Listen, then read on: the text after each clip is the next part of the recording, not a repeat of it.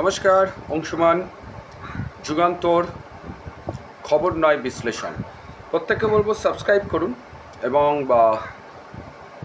আমাদের জীবনে চলতে গেলে যে সমস্ত বাধা আমরা পাই কীভাবে অতিক্রম করব, আর এই অতিক্রম করার যে পরিকল্পনা যেটা আমাদের তৈরি করতে হয় সেটাই হচ্ছে আধুনিক ভাষায় যেটা বলি আমরা ম্যানেজমেন্ট। তো মডার্ন ম্যানেজমেন্ট টেকনিক সেইগুলো নিয়েও আলোচনা করব, কিন্তু আজকের যে বিষয়টাকে নিয়ে যুগান্তর শুরু করলাম সেই বিষয়টা হলো যে আগামী দুদিন আপনারা জানেন যে পশ্চিমবঙ্গ পুরো উত্তাল, নির্ভয়া বা তিলোত্তমা যাই বলুন না কেন, সেই কাণ্ড নিয়ে পশ্চিমবঙ্গ টোটাল উত্তাল। বিচার চাই, সবাই চাইছি আমরা, হেন কোনো লোক নেই আমরা চাইছি না যে বিচার চাই। বিচারটা কি? বিচারটা হলো আগে যারা দোষী, প্রকৃত দোষী, সেই প্রকৃত দোষীদের খুঁজে বার করা, যেটা সবচেয়ে বড় গুরুত্বপূর্ণ কাজ। তদন্ত চলছে, কোন দিকে তদন্ত যাবে, একটা তো কিছু বেরোবেই, সে ভুল হোক ঠিক হোক যা কিছু, তদন্তের একটা শেষ হবে। এখন এরই মধ্যে কলকাতা পুলিশ একটা খুব নতুন জিনিস চালু করেছে।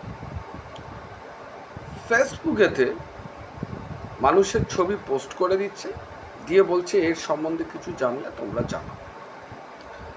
গত দুদিন ছাত্র আন্দোলন হয়েছে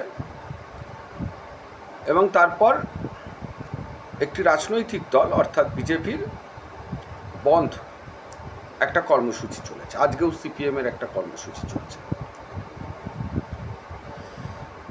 কেন চলছে আমরা সবাই জানি যে এই নির্ভয়া কাণ্ডে আমাদের অতীতে আমরা দেখে এসেছি এই মমতা ব্যানার্জি সরকার সমস্ত তথ্য লোপাট করে দিয়েছে, এর পুলিশ সমস্ত তথ্য লোপাট করে দিয়েছে বলে বড় বড় স্ক্যাম থেকে দুষ্কৃতীরা বেরিয়ে যাচ্ছে, কয়েক মাস জেল খাটছে, তারপরে বেরিয়ে যাচ্ছে। আপনার সারদা দেখুন, কুণাল ঘোষের মতো মানুষ যাকে জেলে পোড়া হলো, তিনি সুসাইড করতে গেলেন সেন্ট্রাল জেলেতে, এখন তিনি তৃণমূলের মুখপাত্র হয়ে গেলেন। তার কেস কী হলো, কোথায় তার তদন্ত, নোবডি নোস। এরপর নানা ধরনের স্ক্যাম আমরা দেখতে পেলাম, গরু চুরি থেকে আরম্ভ করে কয়লা চুরি, বালি চুরি, হেন কোনো দপ্তর নেই মমতা ব্যানার্জির যেখানে চুরি হয়নি। এবং এটাও ঘটনা যে মমতা ব্যানার্জি স্ট্র্যাটেজিস্ট হিসেবে এতটাই বড়, এত কিছু চুরি করার পরও তিনি কিন্তু ভোট পাচ্ছেন। আমরা এগুলো নিয়ে বিশ্লেষণ করব, প্রত্যেক দিন ভিডিওতে বিশ্লেষণ করব যে কেন উনি ভোট পাচ্ছেন, কেন মানুষ তাদেরকে ভোট দিচ্ছেন, কেনই বা তার ডাকে মানুষ যাচ্ছেন। কিছু তো একটা আছে, হ্যাঁ আছে। ওই যে শুরু করেছিলাম না আপনাদের বলে যে ম্যানেজমেন্ট, এই ম্যানেজমেন্টের যে পরিকল্পনা, নার্ভ বোঝা বাংলার মানুষের এবং একটা শ্রেণী তৈরি করে দেওয়া, অর্থনৈতিকভাবে ইকোনমি সোশিওলজিক্যালি টোটালি ডিপেন্ডেন্ট করে দেওয়া, যে আমি ছাড়া তুমি চলবে না, তুমি মরে যাবে। এই যে শ্রেণীটাকে তৈরি করা এবং কিছু শ্রেণীকে পারসেপশন তৈরি করে দেওয়া যে আমার সাথে থাকলে তোমার কিছু হবে, বেআইনিভাবে হলেও হবে, তোমার বাড়ির ছেলেটার চাকরিটা হবে, আদৌ হয়তো হবে না, কিন্তু এই পারসেপশনটা তৈরি করে দেওয়া, এই যে টেকনিকটা, যেটাকে ম্যানেজমেন্টের ভাষায় বলা হয় গ্রে ম্যাটার ম্যানেজমেন্ট। আমি আসবো এই থিওরিগুলো নিয়ে। আলটিমেটলি এইগুলো at the end of the story যেটা হবে, এই মমতা ব্যানার্জিকে যত তাড়াতাড়ি বিদায় দিতে পারা যাবে পশ্চিমবঙ্গের জন্য মঙ্গল। কেন, তিনি যে কর্মসূচি নিয়ে, তিনি যে পরিকল্পনা নিয়ে চলেন, তাতে ডেভেলপমেন্ট কিছু হবে না, তৈরি হবে দুষ্কৃতি, সিন্ডিকেট রাজ। এবং সবচেয়ে বড় কথা, যারা ইকোনমিক্সড বা ইকোনমিক্স নিয়ে যারা কাজ করেন, প্রত্যেক মানুষই, আমরা ইকোনমিক্সের বাইরে তো নয়, প্রত্যেক দিন আমাদের জীবন জীবিকা চালাতে গেলে আমাদের অর্থের প্রয়োজন হয়। সেই অর্থটা আসবে কি করে, কোন কোন কাজ করলে অর্থটা আসবে, সেটাই হচ্ছে ইকোনমিক্সের বিষয়। সেই বিষয়টা মমতা ব্যানার্জি খুব ভালো মতো বোঝে, কাকে ভাতে মারবো কাকে হাতে মারবো। আমি আসবো সেইগুলো নিয়ে ডিটেলসেই। আমি বলেছি এই যুগান্তর একটা সোশ্যাল রিফর্মেশন করার চ্যানেল, চিন্তা করার চ্যানেল, কোন জায়গায় আছি কোন জায়গায় আমরা যাব। চিন্তাশীল মানুষ সবসময় এটা চিন্তা করবেন যে আমি কি কি ঝড়ঝাপটা আসতে পারে, কালকে আমি আজকে এখানে আছি, কালকে আমার কি পরিণতি হবে, আমি কোন রাস্তাটা ধরে আমি চললে সেই জায়গায় আমি যেতে পারব। আমরা যারা ব্যবসা করি আমরা সবসময় আগে চিন্তা করি যে কোনো কাজ, এই কাজটা কবের মধ্যে হবে, কি তার পারসেপশন, কেন হচ্ছে না কাজটা, কোন জায়গায় আটকাচ্ছে, কাকে ধরলে হবে, কাকে টাকা দিলে হবে, কাকে চমকালে হবে। তো দ্যাট ইজ দ্য ম্যানেজমেন্ট, যেটা মমতা ব্যানার্জি আমি বলবো ডক্টরেট এই বিষয়টা, যার জন্য তাকে প্রতিহত করা যাচ্ছে না, পলিটিক্যালি তাকে প্রতিহত করা যাচ্ছে না। মাস্টার মাইন্ডের, সব কিছুর মাস্টার মাইন্ড। তো আমি যে বিষয়টা নিয়ে আমি বলছিলাম যে কলকাতা পুলিশ ফেসবুকেতে নাম দিয়ে দিচ্ছে, একে ধরো ওকে ধরো, দুদিন উত্তাল হয়েছে। আপনাদের মনে আছে যে এই আন্দোলন করার সাথে আমরাও ছিলাম, আমিও ছিলাম, অনেক ইউটিউবার ছিল। আমরা সমর্থন করছি এবং আমরা চাইছি একদম সোজাসুজি মমতা ব্যানার্জি, আমরাও জানি উনি রিজাইন করার ভদ্রমহিলা নয়, ওনার বিবেক বলে কিছু নেই। যদি রিজাইন না করে আমরাও চাই পলিটিক্যালি এই ভবানীপুরেতেই উনি হারুন, সবচেয়ে মধুর প্রতিশোধ হবে, মানুষ ওনার বিপরীতে ভোট দেবে।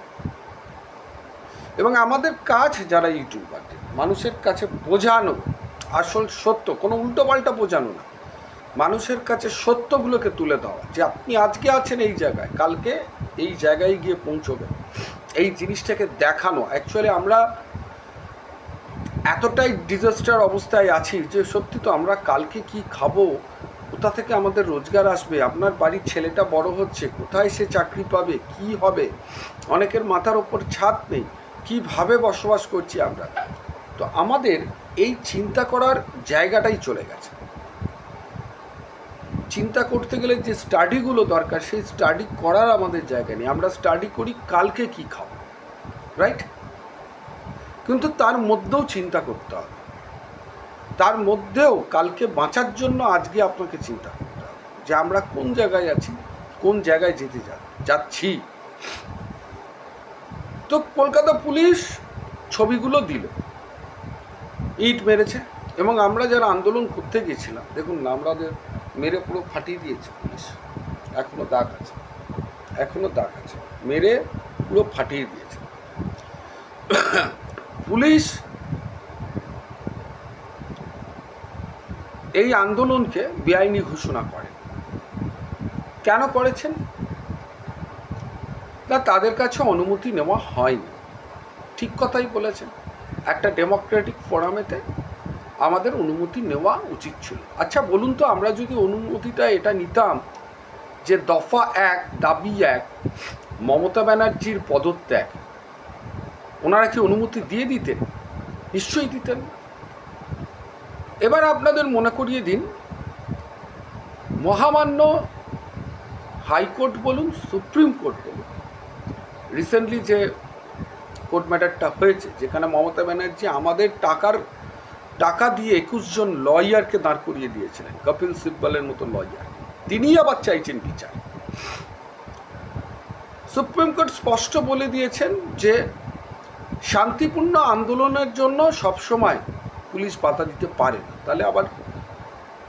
তাহলে আমাদের পারমিশনটা দরকারটা কি? জনগণ নাব্যত, রুট কোনো ব্যাপার নয়, মানুষ বাড়ি থেকে বেরিয়েছে, নবান্ন অব্দি গেছে, পুলিশ আটকেছে, এই তো ঘটনা।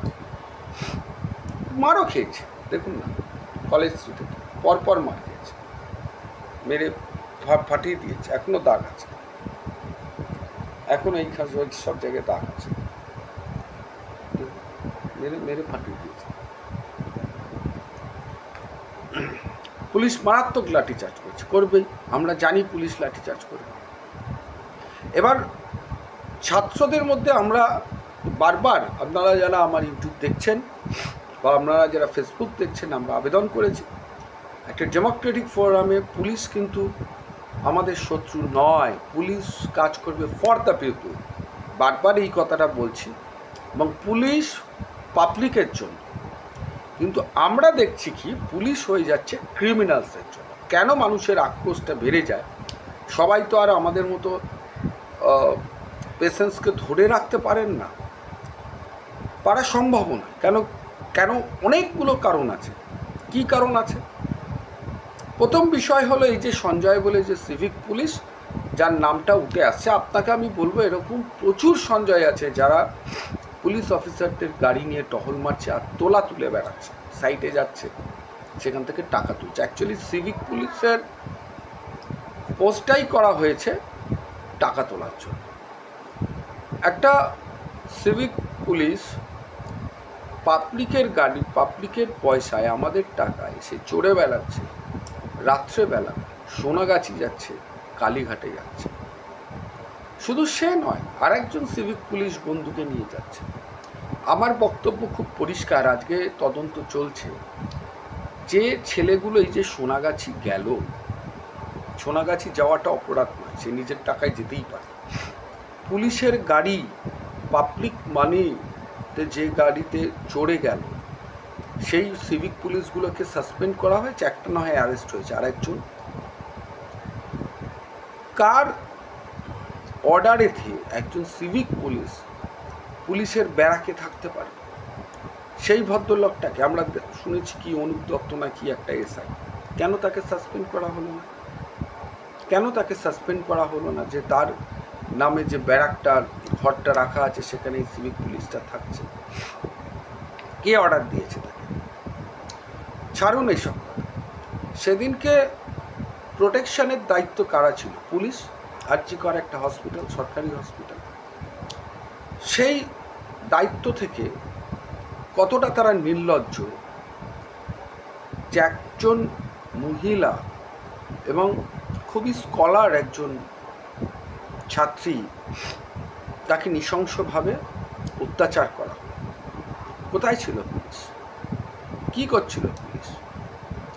কেন তাদেরকে সাসপেন্ড করা হচ্ছে না, অ্যারেস্ট করা হচ্ছে না? তারপর কি দেখলাম, বিনীত গোয়েল একটার পর একটা স্টেটমেন্ট, মিথ্যে স্টেটমেন্ট দিয়ে যাচ্ছেন, যিনি পুলিশিং ব্যবস্থার মাথা, যিনি কলকাতা পুলিশ, কি ইনফ্রাস্ট্রাকচার চালাচ্ছে, যে সিভিক পুলিশের থেকে আরম্ভ করে পাবলিক গাড়ি চলে যাচ্ছে বেশ্যাপট্টিতে, পুলিশিংয়ের চোখে ধুলো দিয়ে অত্যাচারিত হচ্ছেন কলেজের স্টাফ, কলেজের একজন ডাক্তার। কেন বিনীত গোয়েলকে অ্যারেস্ট করা হবে না? আমার প্রশ্ন হচ্ছে, যারা ইট ছুঁড়েছেন মিছিল থেকে, নিশ্চয়ই এটা অভিপ্রেত নয়, তাদেরকে অ্যারেস্ট করতে হবে, ঠিক আছে, মানলাম। কিন্তু আগে আপনার ডিপার্টমেন্টের স্টাফদের অ্যারেস্ট করুন। বিনীত গোয়েলকে আগে অ্যারেস্ট করুন। কেন? হি ইজ আ মাথা, তিনি অ্যাডমিনিস্ট্রেশন চালাচ্ছেন, পুলিশ অ্যাডমিনিস্ট্রেশনটা। এতগুলো লুফল আছে এবং মারাত্মক লুফল। চিন্তা করুন তো, যে কোনো বাইরের দেশে নাশকতামূলক কাজও তো করানো যেতে পারে। একটা হসপিটাল ওড়ানো, যাদের ভরসায় একটা হসপিটাল চলে, এই পুলিশ, একটা হসপিটাল ওড়ানো তো 2 মিনিট লাগবে, 2 মিনিট লাগবে একটা হসপিটালকে উঠিয়ে দেয়। একজন লোকই গিয়ে করে দিতে পারে। প্রশ্নগুলো একবার চিন্তা, যে পুলিশিং সিস্টেমটাকে কোন জায়গায় নিয়ে গেছেন মমতা ব্যানার্জি, নিয়ে গেছেন, এবং তিনি পুলিশ মন্ত্রী, তিনি আজকে বড় বড় কথা বলছেন। আগে তো তুমি রিজাইন করো, তোমার রাজত্বকালে কটা মহিলার ধর্ষণ হয়েছে? আপনার তো কেস রেজিস্টার্ডই হয়, তোমার আগে রিজাইন করার কথা। তারপর তো তুমি বলবে যে ফোঁস করা। আপনার কেউ ভয় পায় না আপনাকে, ফোঁস করুন, এ করুন, যা খুশি করে নিন, যা খুশি, রিজাইন আপনাকে করতে হবে। 26 আসছে, ইলেকশনেতে আপনাকে হারতে হবে এবং আপনি রিজাইন করেই বেরোবেন। এবং কথা দিলাম, সেদিনকে রিজাইন করার পর নবান্ন থেকে কালীঘাট অবধি পৌঁছে দেওয়ার আমার অল্টো গাড়িটা থাকবে আপনার জন্য। নমস্কার, আজকে এই অবধি। চিন্তা করুন কোন জায়গায় আমরা যাচ্ছি।